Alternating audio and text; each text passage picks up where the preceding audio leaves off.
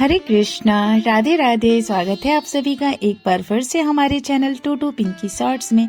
कैसे हैं आप सभी लोग? आशा करती हूँ आप सभी अच्छे होंगे, खुश होंगे और स्वस्थ होंगे। आज की वीडियो में हम जानेंगे साल 2024 में पौष पुत्रदा एकादशी कब रखा जाएगा, किस दिन रखा जाएगा, उसका शुभ मुहूर्त, व्रत के महत्व और पूजा विधि क्या है।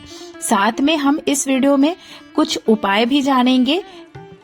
पौष पुत्रदा एकादशी व्रत में संतान प्राप्ति के लिए आप कौन सा उपाय कर सकते हैं? हिंदू पंचांग के अनुसार हर माह में 2 बार एकादशी आती है, लेकिन पुत्रदा एकादशी एक ऐसी एकादशी है जो साल में 2 बार ही आती है। पौष माह के शुक्ल पक्ष की एकादशी को पुत्रदा एकादशी व्रत रखा जाता है और दूसरी एकादशी का व्रत सावन मास के शुक्ल पक्ष को रखा जाता है। सभी एकादशी का व्रत भगवान श्री हरि विष्णु जी को समर्पित होता है और पुत्रदा एकादशी के दिन सुदर्शन चक्रधारी भगवान श्री विष्णु की पूजा अर्चना की जाती है। हिंदू धर्म में इस व्रत का बहुत ज्यादा महत्वपूर्ण बताया गया है। इस एकादशी को बैकुंठ एकादशी के नाम से भी जाना जाता है। मान्यता है कि इस दिन एकादशी का व्रत करने से संतान की प्राप्ति होती है।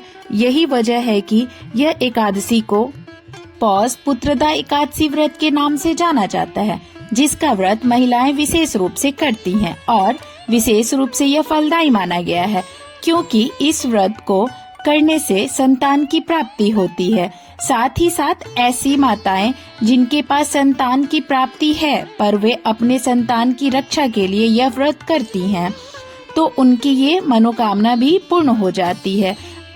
अब हम जान लेते हैं कि जो पौष पुत्रदा एकादशी व्रत है उसका शुभ मुहूर्त क्या होगा।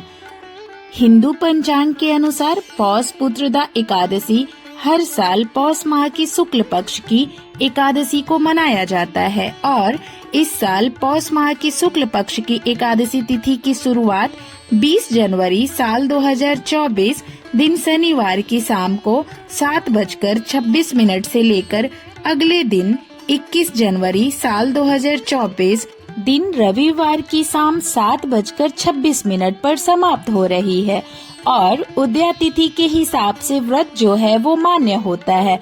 इसलिए पौष पुत्रदा व्रत जो है वो 21 जनवरी दिन रविवार साल 2024 में रखा जाएगा। अब हम जान लेते हैं इस व्रत के पूजा विधि के बारे में। पौष पुत्रदा एकादशी व्रत के दिन सुदर्शन चक्रधारी भगवान श्री हरि विष्णु की पूजा श्रद्धा पूर्वक किया जाता है। इसकी विधि कुछ इस प्रकार से है। पौष पुत्रदा एकादशी व्रत रखने वाले जातक को एकादशी तिथि के एक दिन पहले 10वीं तिथि को ही सात्विक भोजन करना चाहिए। साथ ही साथ पौष पुत्रदा एकादशी व्रत के दिन प्रातःकाल स्नान आदि से निवृत्त होकर संकल्प लें कर भगवान श्री हरि विष्णु को गंगा जल, तुलसी, तिल, पुष्प, पंचामृत से पूजा करनी चाहिए। इस व्रत को रखने वाली व्रती को बिना जल के रहना चाहिए।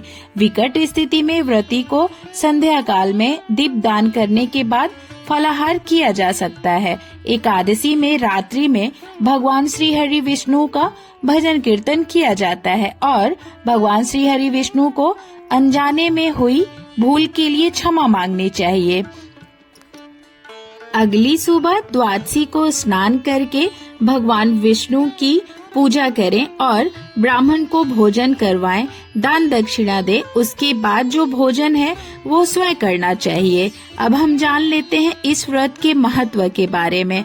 धार्मिक मान्यताओं के अनुसार जो जातक इस व्रत को विधि पूर्वक करता है उसकी जल्द ही जो मनोकामनाएं हैं वो पूर्ण हो जाती हैं। संतान की सुख की प्राप्ति जो है वो जल्दी ही हो जाती है। साथ ही साथ जातक के जीवन में सुख और समृद्धि आती है। पौष पुत्रदा एकादशी का व्रत करने से यज्ञ का फल मिलता है और भगवान विष्णु अपने भक्तों की सारी मनोकामनाएं पूर्ण कर देते हैं और व्रती को संतान के सुख की प्राप्ति होती है और जो व्रत करते हैं उनके जीवन में जो भी समस्याएं रुकी हुई होती हैं वो भी बहुत जल्द समाप्त हो जाती है।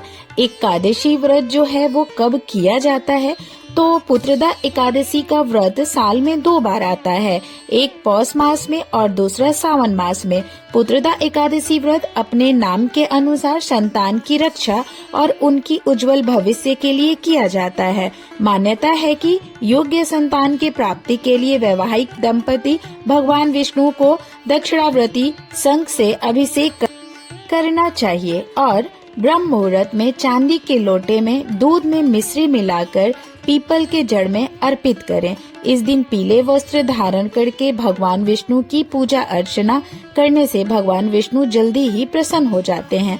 साथ ही साथ ऐसा भी माना जाता है कि पौष पुत्रदा एकादशी में शाम के समय तुलसी की जड़ में घी का दीपक जलाने से भी संतान में आ रहे संकट टल जाते हैं। साथ ही साथ संतान में अगर वंश वृद्धि चाहते हैं तो इस दिन आप गरीब बच्चों को अन्न, वस्त्र, गुड़, घी का दान करना चाहिए। इस उपाय से भी सूनी गोद बहुत जल्दी भर जाती है। आशा करती हूँ मेरी वीडियो आप लोगों के लिए यूजफुल होगी। वीडियो पसंद आई हो तो लाइक के साथ साथ कमेंट सेक्शन में भी जरूर बताइएगा कि हमारी वीडियो कैसी लगी। और मैं एक बार फिर से आप सभी लोगों से रिक्वेस्ट करना चाहूंगी, जिन लोगों ने भी मेरे चैनल को अभी तक सब्सक्राइब नहीं किया है, आप लोग प्लीज मेरे चैनल को सब्सक्राइब कर लें, बेल आइकन भी प्रेस कर लें ताकि हमारे आने वाली वीडियो की नोटिफिकेशन आप तक जाती रहे। अब मैं आप सभी से विदा चाहूंगी, मिलती हूँ अगली वीडियो में और भी नई जानकारी के साथ। तब तक सभी लोग खुश रहें, स्वस्थ रहें, प्यार से बोलें।